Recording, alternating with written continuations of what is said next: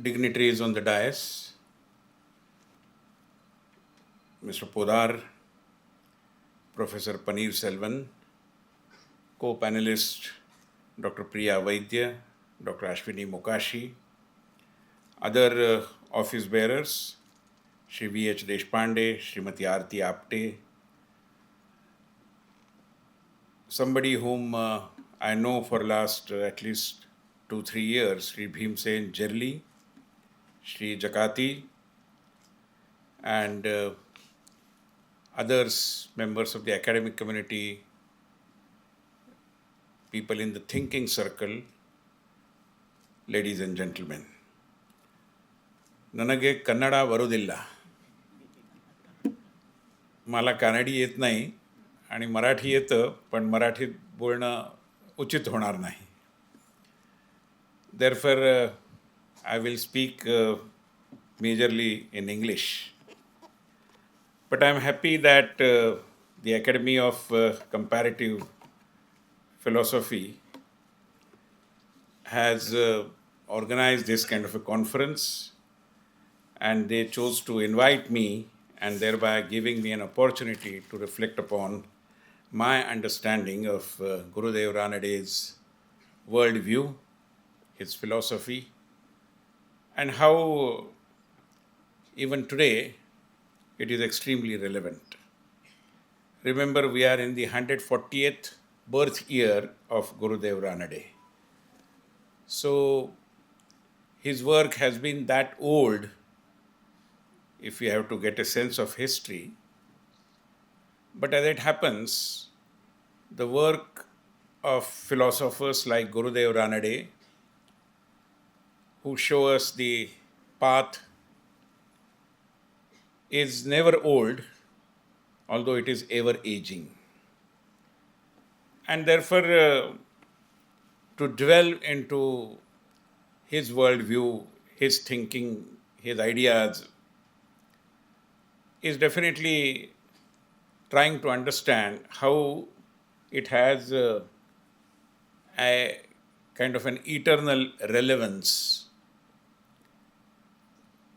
I am not a student of philosophy. At the most I can say I am a student of social science since I have done my research in political science. But there are many eminent academics belonging to the research and philosophy sphere, and therefore in a way a person like me speaking in front of Professor Vaidya, Professor Ashwini Mokashi is kind of an adventure. But since the organizers have already done that adventure, whatever happens, I believe should be ascribed to their courage. When I started understanding Gurudev Ranade and his philosophy, and while preparing for this particular presentation, which I consider as a proud privilege, I thought I should stick to basically three things. Number one is what is the essential message of Gurudev Ranade for the people of India, and not just for the people of India, but for the humanity. And thereby also review his contribution in the world of thoughts, concepts, and ideas. Secondly, how there is a similarity between what Gurudev has thought, Gurudev has wrote, and what many others, as we say, great men think alike. So, how striking is the similarity between his thinking, his philosophical approaches, and that of others. And lastly, I will also touch upon how, if we have to meet with the contemporary challenges, and not just contemporary challenges, but the challenges of the future as well, we can certainly draw inspiration and also seek some guidance through whatever has been said and written by Gurudev Ranade. As I delve into the world of philosophy, and especially the treatise by Gurudev Ranade, I could not help but feel that his contribution is unique in multiple ways.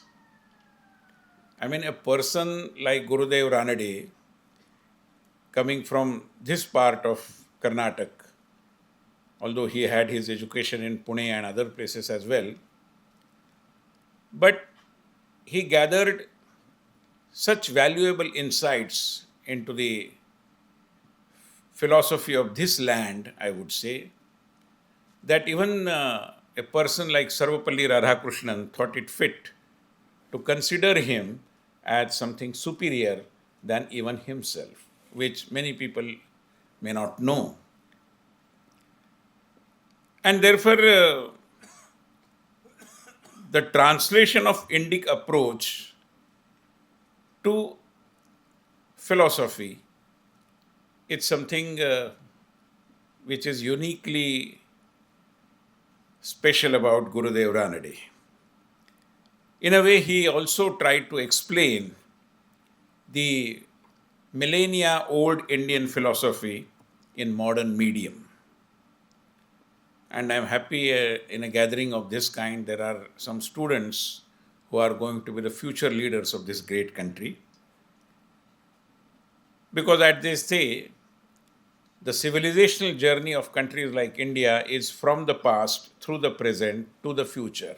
And I'm saying that confluence of generations over here, which is such a great thing. His presentation, or rather the theory which he established, which is known as rational mysticism, and as he has rightly pointed out, it is the confluence of four concepts: intellect, feelings, will, and lastly, intuition. And all these things are different, they are separate. They have their own connotations. And while presenting this, he also emphasized that I value both reason and experience. In our country, in Indian philosophical traditions, I'm sure professors of philosophy would endorse this, that we have always given importance to Anubhava Shiksha. In fact, it was here in Karnataka where Basaveshwara, who first experimented with democracy, created what is known as Anubhava Mandapam. And therefore, Anubhava, experience, which is unique from person to person, it may vary as well. And therefore, he gave equal emphasis, not just on the reason, logic, but also on experience, which is, in a way, very personalized, very individual. He said that intuition makes reason more perfect, while reason makes intuition more sound and flawless. Both the things are worthy of deeper thinking. I mean, today we talk about Shraddha, and when we talk about Shraddha, there is also some discussion about Andhashraddha. I don't know what exactly does that mean, because Shraddha itself has that element of a very personalized understanding. So what is my personalized understanding for a different person may not be that kind of a personalized understanding, but that doesn't give him or her a license to label it as Andhashraddha or superstition, as I understand.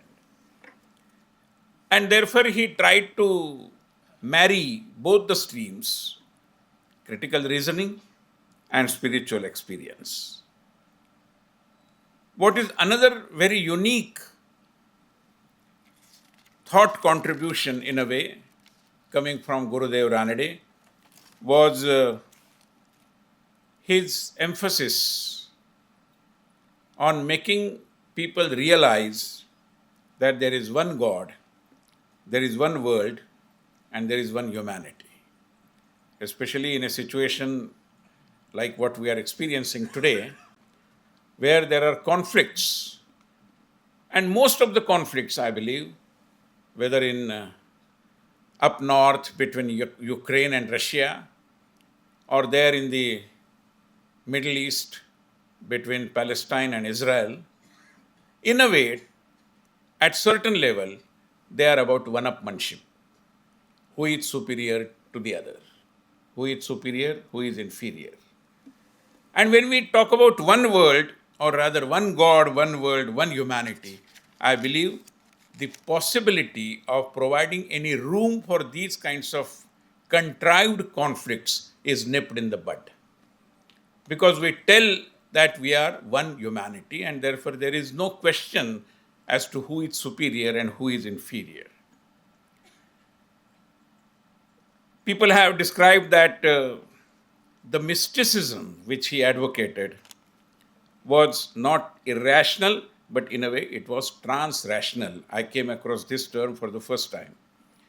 And I believe it has much more deeper meaning. It was trans-rational because, as it happens, our understanding, our knowledge gathering, and thereby knowledge creation is also a process. And therefore, we are always in a journey of finding where exactly is the truth. He also has beautifully mentioned that while reason refines faith, faith enriches reason. The compatibility, the complementarity in a way of reason and faith, something beautifully presented by Gurudev. To a certain extent, I believe that his rational mysticism could be described as an antidote to blind faith and nihilistic skepticism as well. And today we are finding both of them in abundance all around. So in a situation like this, I believe it is very relevant to understand Gurudev Ranade and his philosophy in the present, in the contemporary world. He also has dwelt at length on self-consciousness as ultimate reality. I think there cannot be any second opinion on this. Because in countries like our country, for example, what has always remained in short supply is its self-consciousness.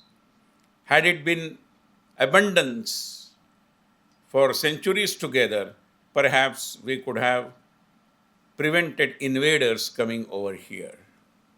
Our acute lack of self-consciousness created a climate, created an atmosphere, gave birth to a situation where any Tom, Dick and Harry could come over here as an invader, could loot us, could exercise, plunder, several other atrocities as well, and then try to establish their kingdom over here.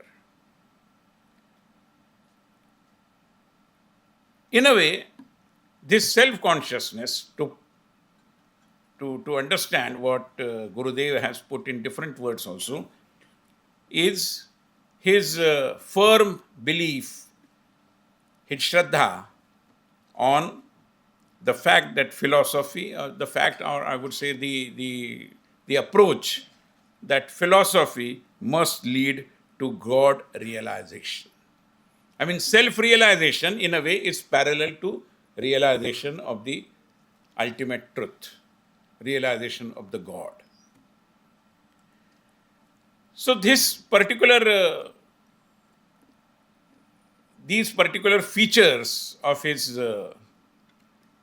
philosophy, his thoughts, his writings, his approaches, I believe is eternally relevant, and it is essential that we keep on reminding ourselves and also to our brothers and sisters about the relevance, in a way, the eternal relevance of what Gurudev had taught us. And I find a great similarity between his thinking and the thinking of many other philosophers, great sages, great children of Bharat Mata. because as they say, great men think alike. And therefore, it is not something which should surprise us. In fact, it underscores the fact that we in India think in a particular way. Many a times, it makes me understand that India has to remain India if we have to show the path to the entire global community. I would not call India as a Vishwa Guru. That may sound a little condescending. But at least as a Vishwa Mitra, I am not exaggerating when I am saying that the global community is looking forward to India to provide guidance. And that can happen only and only if we understand the contributions of great philosophers like Gurudev Ranade. And see the similarity. When Mahatma Buddha, Gautam Buddha, was almost on his deathbed, his disciples came. I mean, everybody must be knowing about this story, nothing new about it. But his disciples gathered around his bed and they prayed him and they asked him that after his demise, after his departure, who would guide them? They were wondering. And then Buddha said that I have written several things. Whatever philosophical approaches I have taken, everything is documented. That will help you. His disciples said, but sir, that may not be sufficient for all of us for generations together. And also, how can we ensure that it reaches every nook and corner of the world? So Buddha said, then just try and understand my life story, my biography. That will also help you to understand. That will also show you the light to tread on the path of human life. To that, the disciples responded, but sir, it will be limited to only your disciples. There is a huge number of people beyond your disciples. How would they get this understanding of your life and your teachings? Because they were never your disciples. Finally, Buddha smiled and said, if that is so, the only message is Atta Deepa Bhava, Atma Deepo Bhava, ye be the light. That brings what Gurudev had also told us about self-realization, self-consciousness. And therefore, whether it is Buddha or other Indian thought givers for that matter, let's take the example of Dr. Babasaheb Ambedkar, one of the greatest sons of Bharat Mata. Dr. Ambedkar is on record having said that I didn't draw the inspiration for the fundamentals of our constitution and the emphasis on liberty, equality and fraternity from the French Revolution. It was the Gautam Buddha and his teachings that inspired me to have that as cardinal principles of our constitutional values. But remember the chronology. He talks first of all of liberty. In a way, the liberty to think is also a part of that liberty. Liberty to think the way you want to think. But then liberty again is not a standalone value. Liberty is a part of the trio. It goes next, in the next phase, it is the equality. Which again somewhere takes us closer to Gurudev's teaching, where he talks about realization of God within. And finally, fraternity. That is the ultimate destination. Mere liberty is not enough. Liberty and equality make a good combination, but again, not sufficient. It has to be taken to the third level, wherein we need to understand the fundamental principle of remaining together, which is fraternity. Unless that bandhu bhava is there, and bandhutva, bandhu bhav, fraternity, is not just about rationality and intellectual approaches. It is about bhavana, it is about emotions. We are linked together with each other through our bhavana, through our emotions. It is the ethos that makes us come together, remain together, and work together. And therefore, fraternity is something very, very important, and therefore, it is the third. First, liberty, then equality, and then fraternity. In a way, it also underscores the other message of Gurudev, which is one God, one world, one humanity. And see how it is also similar to what Pandit Deendayal Upadhyay had told us. Deendayalji's integral humanism, Ekatma Manav Darshan, tells us about the Chaturveda Purushartha, which is about Vyashti, that is individual, personal, Samashti, which is society, Srushti, which is nature, and Parameshti, which is the spiritual goal. And there is a step-by-step approach. Take care of yourself first, Vyashti. Then the society, the people around you, Samashti. But never forget about the Srushti, the mother nature. And finally, Parameshti, the spiritual quotient which we want to nourish further. It aligns perfectly with Sharira, Mana, Buddhi, Atma. Our body, our mind, our intellect, and our soul. Again, a progressive unfoldment. You cannot jump to Atma immediately. You have to take care of yourself, your body as well. It may sound very material, but it is not. Because taking care of your persona, your body, is for the larger goals, objective of progressively unfolding ourselves and achieving our mental and psychological health as well through Mana, Buddhi, and finally Atma. And I believe this also, in a way, resonates with Gurudev's thinking about intellect, feelings, will, and intuition. Here also, intuition is at the end. You cannot start with intuition because intuition is so very personalized that anybody can claim that that is my intuition. No.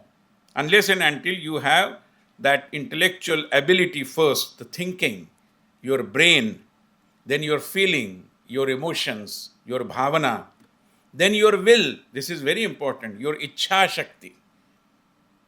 In English, generally it is translated as political will. Very critical because that determination, that drive, that catch the bull by the horns approach, that is will. And finally, intuition.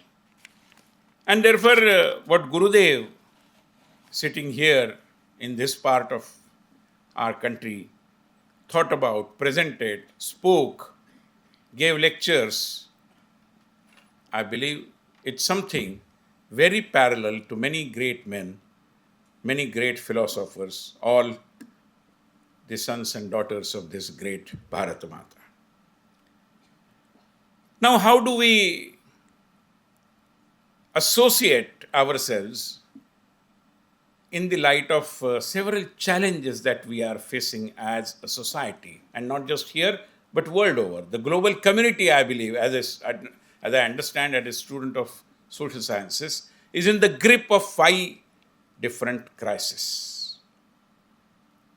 What are these crises? I believe the series of these crises, in a way it's a chain, and you can start from any crisis and it will lead you to other crises as well. But again, as a student, when I look at these crises, which I believe the entire global community is in the grip of, it starts with a very, very fundamental, omnipresent crisis of identity. Who am I? Why am I here? What is the objective of human life? All these things put together, it is the crisis of identity. And unless and until, as what Gurudev had taught us about the self-realization, self-consciousness, we cannot overcome this crisis of identity. And it's very, very, very, very critical. Unless and until we overcome this challenge, meet this crisis, I believe we will not be able to lead a meaningful life. So, crisis of identity. Secondly, in a way, the crisis of identity or the confusion all around about who am I and what is my identity. And we normally dwell into our religious, regional, linguistic, and several such identities. While all identities are important, and you cannot crush these identities, you cannot negate these identities. What is important is how do we ensure that all these identities, smaller identities, eventually merge into a larger identity. Pujya Vinoba said, Jai Jagat. But on day one, it cannot be Jai Jagat. When a child starts his or her life, he gets a name, he gets a last name, then he gets an identity because of the community, because of the locality, because of the linguistic group, because of the city or village wherever he grows. Finally, nation again provides you that identity and then global identity. Vishwachi माझे Ghara is perfectly all right, but not on day one. Shakespeare said, what is in name? But there is everything in name. My name is Vinay, and somebody if mistypes it as Vijay, heavens are not going to fall, but I may not get my Aadhaar card, that is for sure. So there is everything in name. Let us not negate these smaller identities. Let us not undervalue these identities. Let us not say that it's a very narrow and skewed approach. If we continue to remain in that, yes, it is a narrow approach.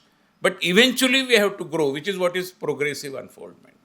Final goal is Vishwachi माझे Ghara, Vasudhaiva Kutumbakam, one world, one humanity. After this crisis of identity, I believe we are also finding ourselves in the midst of a very, very deep, again omnipresent crisis of purpose. What are we doing? Why are we doing? What are we doing? Do we have clarity about that? Do we have honest answers about that? A person like me who also dabbles into the political sphere, if tomorrow a 20-something comes and straight away asks me, why are you in politics? And if I tell him for the cause of society, and if he asks me, oh really? Do I have a very honest answer to give? And not only for politicians, for social workers, for academics, for teachers, for authors. Everybody has to find that purpose.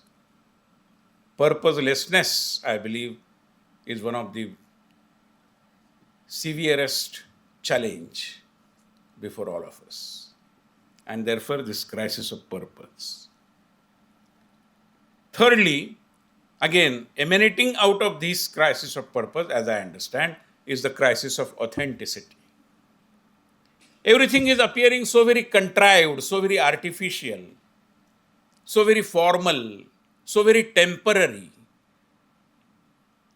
There is a tentativeness all around. People say, उन्होंने कहा है वो आएंगे, मगर पता नहीं वो आएंगे या नहीं. What is this? There is a disbelief. We are not able to trust. Element of trust is going down. It's a fashion to ask each one and everyone when we come across, hey, how are you? If tomorrow somebody asks me and if I tell him, sit here, I'll tell you how I am, does he or she have time? No. It's a formality. And this formality has so very deeply seeped into our blood that the beauty of informality is something which we are missing today. Contrived, artificial, not authentic, and therefore the crisis of authenticity. Fourthly, it is the crisis of ownership. In a way, it has become a fashion to call names to our parents, to our family, to our society, to our city, to our politicians, to our parliament, to our media. We are trying to blame each one and everyone. That is something very easy for us to do, a kind of escapism. But that is not going to take us anywhere because we don't realize that we are a part of the situation in which we find ourselves today. How can we exclude ourselves and tell that all these other things are responsible for whatever is happening today, whether it is challenges like weeding out corruption or several social ills for that matter. And therefore, crisis of ownership. We have to take ownership. I had once mentioned it perhaps here only in one of the conferences, that Chhatrapati Shivaji Maharaj, who comes across as an ideal hero for all of us, and while describing him, Samartha Ramdas had used the terminology that Chhatrapati Shivaji Maharaj was Upabhoga Shunya Swami. Swami, which is that he takes ownership of everything. Today we have Swamitva Shunya Upabhoktas all around. What is required is Upabhoga Shunya Swami. And therefore, crisis of ownership. And lastly, the crisis of relationship. One may say that this is the mother of all crises, and I would tend to agree. And when I say relationship, there are many youngsters over here. It is not just about boyfriend-girlfriend relationship. Yes, that relationship is also facing challenges, but that apart. When I say relationship, the relationship between an individual and the society, the relationship between an individual and Mother Nature, the relationship between one country and the whole world, the relationship between our planet and the universe. Everything, I believe, requires to be further strengthened. And unless and until we take care of all these things, 5 challenges as I tried to explain you, things are not going to be ideal for all of us. They say that every generation should try and ensure that they pass on a better world to the next generation. I believe at least this generation, the generation in which I am, has utterly failed in this. And therefore, we need to at least dwell upon these crises. I believe our own philosophy, several aspects of which have been elaborately explained by Gurudev Ranade, provides answers to all these challenges. Our philosophy tells us how to overcome these crises. When it comes to identity, our Ekam Sat Vipra Bahuda Vadanti, again, one world, one humanity, one God, provides us the answer to the crisis of identity. If we appreciate the element of divinity which is there in every other individual, and not just in a living person, but also something which is not living as such, it's a material object. Even in that, our culture tells us that we need to worship, we need to say thanks, as what we do in on Vijayadashmi Day. So there need not be any crisis of identity in fact. the crisis of purpose also is very acute. But our philosophy, which tells us about Antyodaya, which is considering the most deprived as the most deserving when it comes to distribution of the fruits of development, provides answer to this crisis of purpose. Let that be our purpose. Can it not be? Crisis of authenticity. And here comes the eternal relevance of Gurudev, Ranade and his philosophy, where he emphasizes going extra mile on pratyaksha praman, as what they say. About ownership, again, self-consciousness advocated by Gurudev provides us the answer. And about relationship, as I said earlier, one God, one world, one humanity is the real answer. Friends, all these things perhaps make us realize that history and our culture have provided us in abundance like a treasure. It is our failure, firstly, to understand it, then to propagate it, preserve it, and then to add value to that as per the contemporary demands and hand it over to the next generation. And I'm not saying this simply because I'm addressing you, speaking in front of you. But globally, people have realized this. And they have, in multiple ways, elaborately explained this and emphasized that India has to remain India. Then only India will be relevant to the global community. We know about Mahatma Gandhi's teachings of ahimsa and tolerance.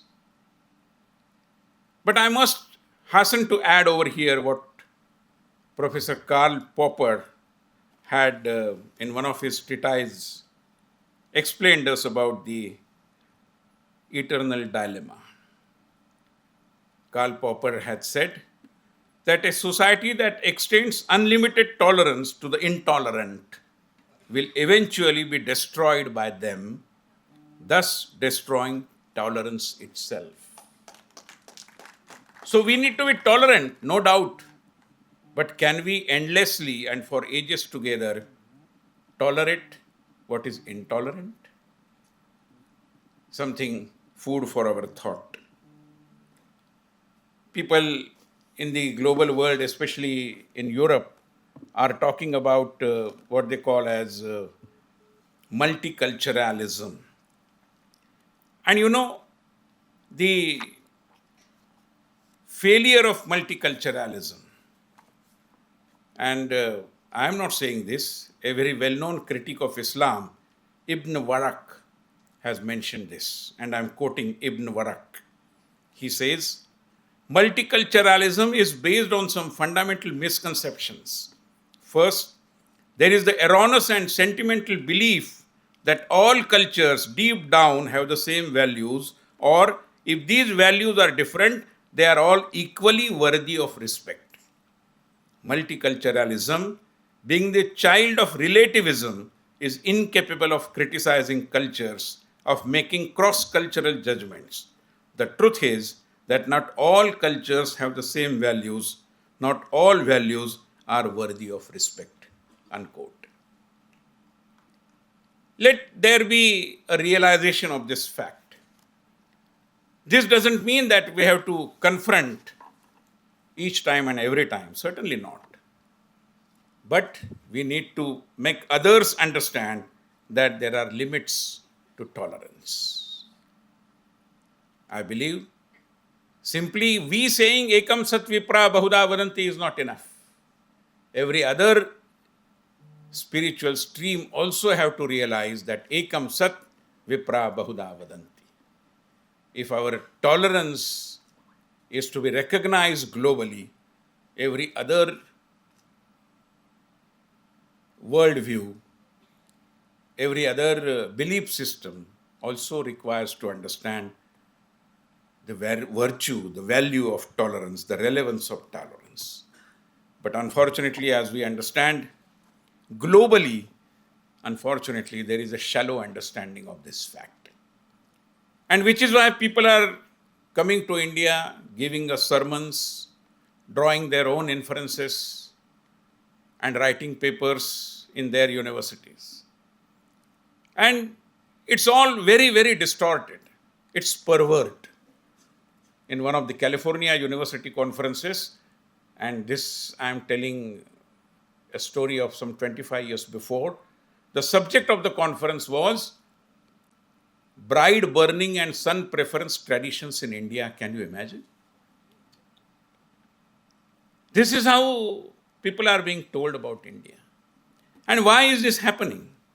I'm sure many of you must have understood, must have read what a very senior British original journalist, Mark Tully, had said about India in his one of the most famous books, extremely readable, the title of which is No Full Stops in India. And there is a message of Mark Tully to the fellow Europeans. And what is that message? I'll just share that message with you before I conclude my presentation.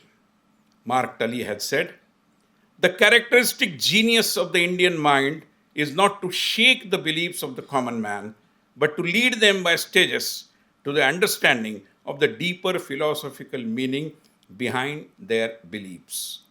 But the Western world and the Indian elite who emulate it ignore the genius of the Indian mind. They want to write a full stop in a land where there are no full stops." Thank you very much.